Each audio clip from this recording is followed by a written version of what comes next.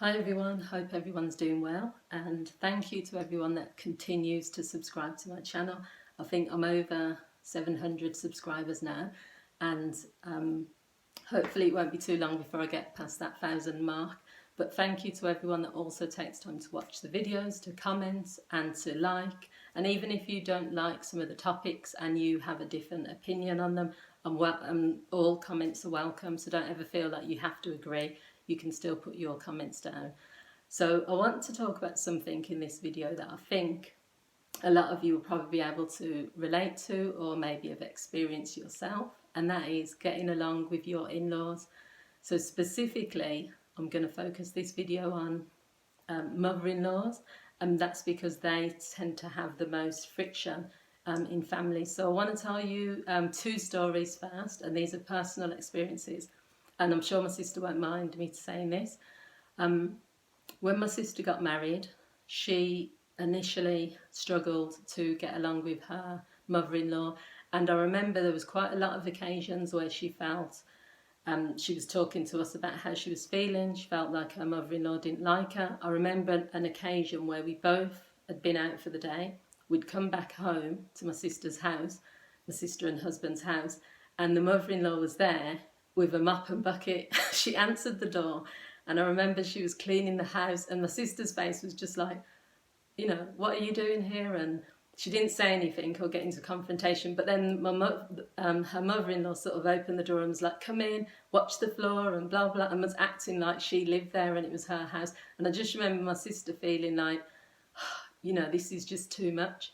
And I remember an occasion myself where I've not been married, so it's not a mother-in-law, but just where I was dating someone a number of years ago, and the mother, for whatever reason, she just didn't like me from the start. And it can be really upsetting, because you're dating someone or married to someone.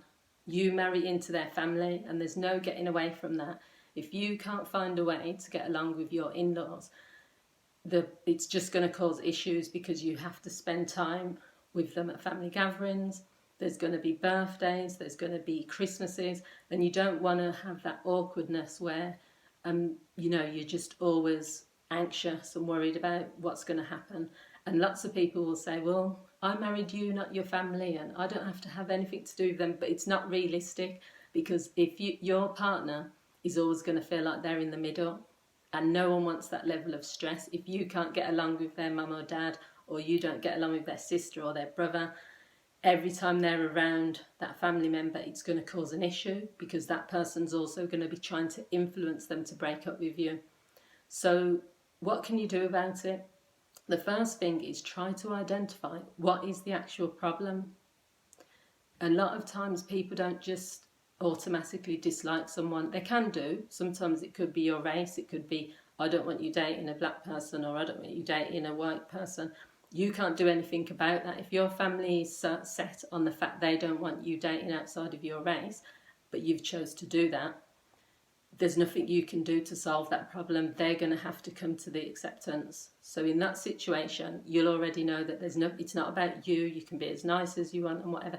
They're never going to accept you.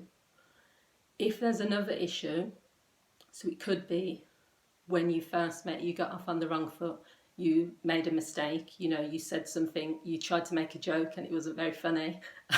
You offended them in some way. Identify it. You can actually just say to the person, what is there a problem between, you've got to say, not in a confrontation way, what's the problem type thing. You've got to say, is there a problem between us, and can we try and fix it? I really love your son or your daughter, and I really want us to work this out, because you're a part of his family. I know that he loves you too, and I don't want this tension between us. Don't avoid the discussion and just continue to go to family gatherings, continue to be around each other, but never actually tackle the issue, because all what will happen is it will come between you in some way, because there's no way that a partner is going to choose. Well, some do. Some choose their parents over you. Some might choose the partner, but they're never going to feel happy deep down, because even if they have to make that choice, they're always going to miss out. They're going to miss out on a member of their family, or they're going to miss out on the relationship. It's worth trying to work it out.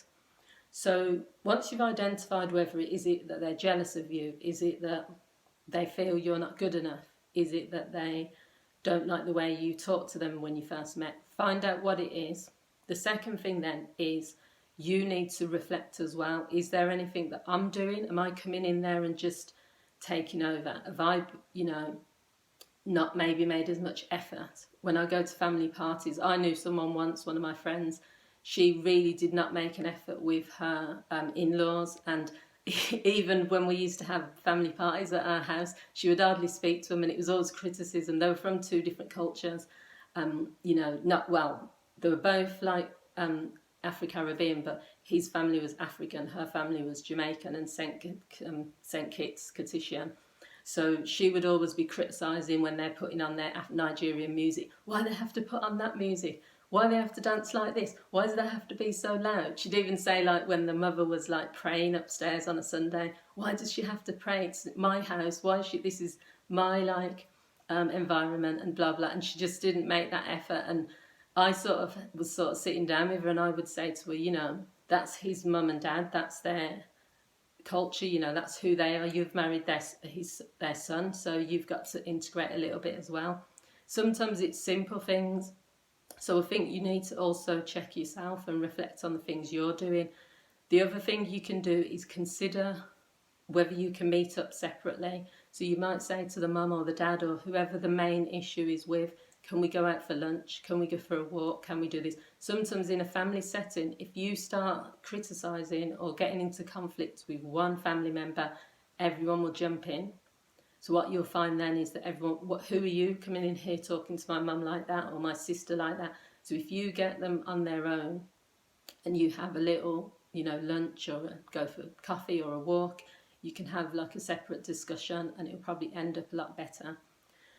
The final thing to do is just think about, is this relationship, if this relationship is worth it, what action can I take? You can't do anything about how they're going to respond. You might spend the rest of your time in that relationship or that marriage with the conflicts just being there. It might just have to be, we'll just be civil to each other. But if it was me, I think if I felt the relationship was worth it, then maybe there's times where I bite my tongue. The mum might be like really critical, or the sister might be saying things that I don't like, or the brother might have a bad attitude. I'm gonna, for the sake of my relationship, probably at times just say, do you know what, forget it, let it go. So you have to consider and weigh everything up. In the end, the situation with my sister and her mother-in-law, it worked out because I think that's sort of what she did. What she decided was, this is the love of my life. They've still been married now for, I think it's 10 years they've been married. Brilliant marriage they've got. She just decided, they've got 3 kids as well, it's not worth getting into conflict with the mother-in-law. And so now they're like best of friends. And I think it's because my sister made so much effort. She said, you're a part of our lives. She invited them around a lot more. She let the mother-in-law look after the children. She included this person in their lives and said, I'm not taking your son away from you. I'm contributing towards your family life by being part of your family. So you also have to look at it that way. Some parents will see it as being, you've come in here and you've taken my son or my daughter. I don't see them as much now. They don't act the same as they used to. That's not always the reality, but that's how they might feel. So you just have to be a bit of empathetic towards that and just make the effort. So I hope you found this video useful. If you have, please feel free to like, to comment, to share it with anyone if you feel it will be of benefit. And please subscribe if you enjoy this video and you want to see more similar videos. Thanks for watching everyone, and see you all soon. Bye.